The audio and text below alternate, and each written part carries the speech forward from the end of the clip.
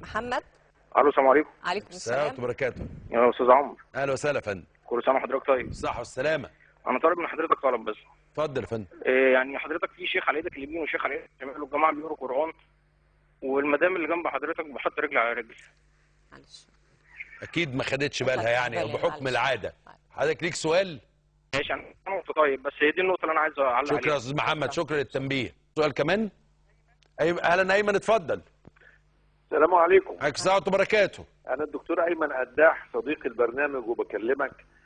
أنا بس ببلغ تحياتي للشيخ جمال قطب أول حاجة، وبقول لحضرتك المذيعة اللي جنب حضرتك دي يعني لازم تاخد بالها إن إحنا في برنامج ديني، وهذا الزي يعني لما الخواجات بيقابلوا الشيخ الأزهر بيحطوا طرحة الشعر الأصفر والكلام ده في ليالي رمضان. يا استاذ ايمن يعني هناخد بالنا من الحاجات دي. حضرتك ليك سؤال يا فندم؟